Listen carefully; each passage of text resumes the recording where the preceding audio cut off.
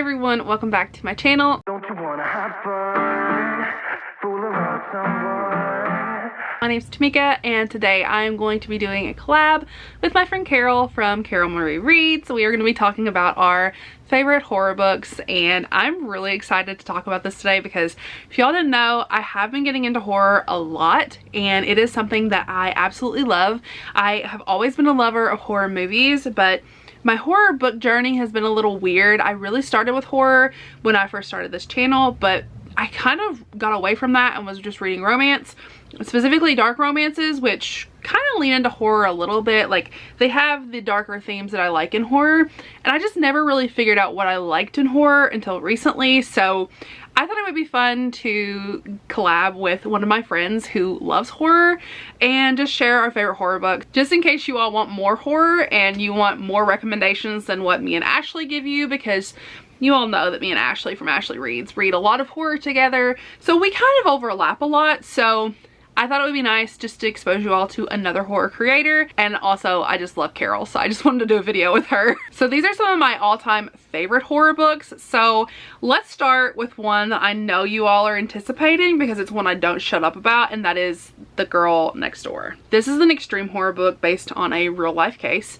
and this is disturbing. This is extreme in a lot of senses of the word. This is one of the hardest books that I've ever read. It is very, very heartbreaking, and it is just hard to sit through because this is such a heartbreaking story, because it's true. It's a true case, and it really happened, and there are people out there like this who will hurt people just for the sake of doing it. So in this story, in this fictional version of this case, we have our main character who is given to her extended family. She is like a great aunt because her parents have passed away. Her sister does have a disability, so she feels very responsible for taking care of her sibling.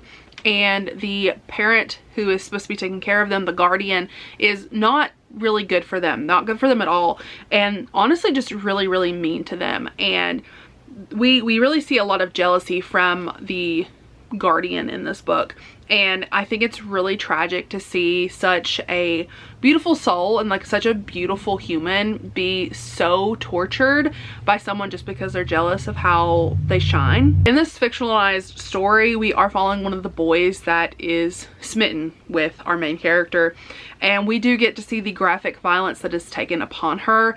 Not only is she raped and tortured and mutilated, but she does tragically die at the end of this. I'm not gonna let you go into this book thinking that she makes it out okay, because she doesn't.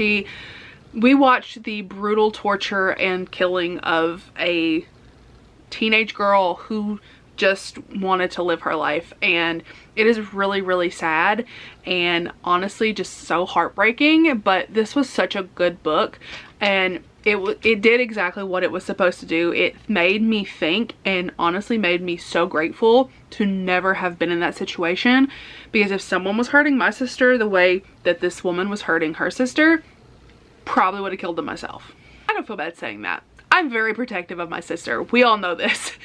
Baby Toms is my whole world, so if you're mean to her, don't even come near me. Okay, thank you. This was such a good book, and like one of my favorites I've ever read. If you have extreme horror recommendations like this one, leave them in the comments, because this one was really, really good and I loved it. Next up we have Comfort Me with Apples. So Comfort Me with Apples is a novella. This one is different. We're following a woman who's a newlywed, and within this town she is not allowed to really ask any questions, and she's very adamant that the place she lives in is built for her, and that she, you know, this house has always been hers and made for her, and this, that, and the other. And like the one rule within this community, because she has everything she could ever want, but the one rule within the community is don't ever go in the basement. Don't ever go down there. Don't question anything. Just be happy with being alive and being who you are. And our heroine ends up going into the basement and just discovering all of the weird shit that's in the basement. I can't tell you anything else other than that. All I'll tell you is this made me just like, I don't trust men. Straight up. I just don't trust them. This religious trauma, a lot of stuff going on. Absolutely fantastic. Highly, highly recommend that you just try this because it's so good. Then we have Sour Candy by Keelan Patrick Burke. I have a very love-hate relationship with Keelan Patrick Burke. I either really love his books or I really hate them. Sour Candy was one of the few exceptions where I loved the book. This is a horror novella about a man who goes into a grocery store and the man hears this child just wailing and he ends up getting a piece of candy from this kid. So he hands him this piece of candy and then these weird things start to happen. And I can't tell you anything else other than it is just very bizarre and very creepy and you don't really anticipate what's gonna happen. And I literally cannot tell you anything else. This was just so creepy and did exactly what I wanted it to do. It was the perfect horror read and I loved it. The next one is a classic that I feel like I can't really tell you my favorite horror without mentioning this because this is literally a classic. Like when I tell you, like one of my all-time favorite stories, it's one of the first things that always comes to my mind when I'm thinking of some of my favorite horror, and that is Red Dragon and The Silence of the Lambs. Now I do say The Red Dragon and The Silence of the Lambs because this is a series, and The Silence of the Lambs is actually the second book, but I love the first and the second book. They're both really, really good. We are following our main character, Clarice, and she is investigating a serial killer, and she goes and gets the help of Dr. Hannibal Lecter, who is a cannibal. And she has to go through and, you know, solve these murders and solve these investigations with the help of a serial killer, with a cannibal, with someone who she's not supposed to, you know, sympathize with in any way. And it is just such a fun story. It's so interesting. It's so fast-paced. These books are so short and they pack such a punch that I have to talk about them together. I love this series. I love Hannibal Lecter. He is one of my all-time favorite horror villains.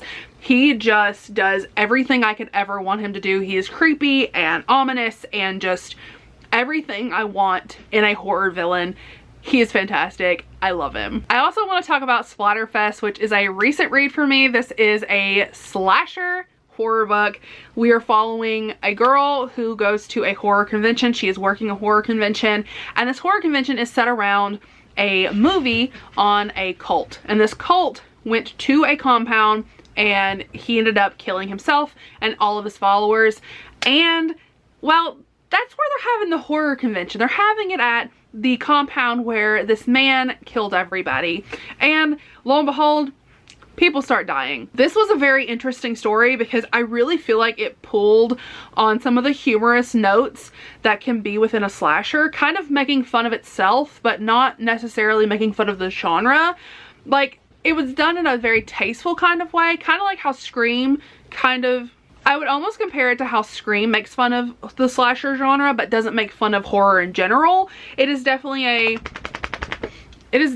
play on, this is the kind of things that you're going to be seeing in a slasher, and you know, it's very meta. We have a lot of commentary on like the Scream Queens and like the world and just everything happening within this convention. And as someone who goes to horror conventions and who loves horror movies, this is one that just ticked every box I needed. So I love Splatterfest. I highly recommend you read it.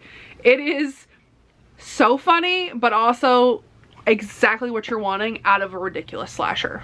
I also want to talk about two manga really quickly. I want to talk about Blood on the Tracks. This one is a horror series around a boy and his mother is very abusive. They have a very unhealthy relationship, and every single volume you are learning something new, and something new is being revealed. And there's a new layer of this story that just kind of comes unraveled.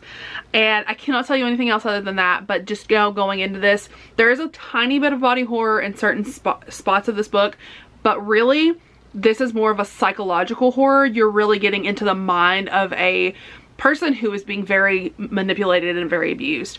So know that going in. It is very strong on like manipulation and just psychological horror aspects. I highly recommend it. It's my favorite manga right now, and That says a lot because it takes the spot over Tokyo Ghoul, and that is hard to do. And I also want to talk about Itabitsu, which is a horror manga. This is a standalone horror manga. This one is following a group of characters, and essentially what happens is this girl, this urban legend, will come to you and say, do you have a sister or do you want a sister?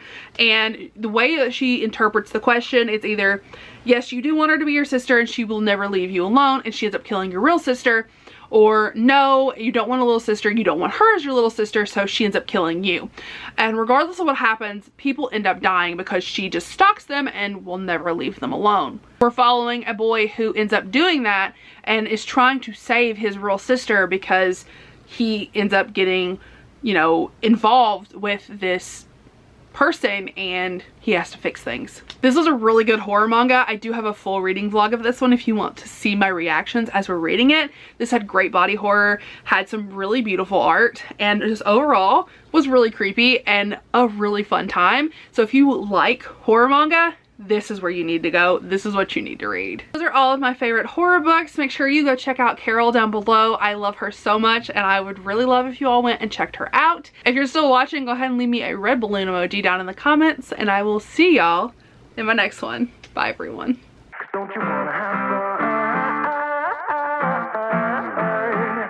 Don't you wanna have some fun?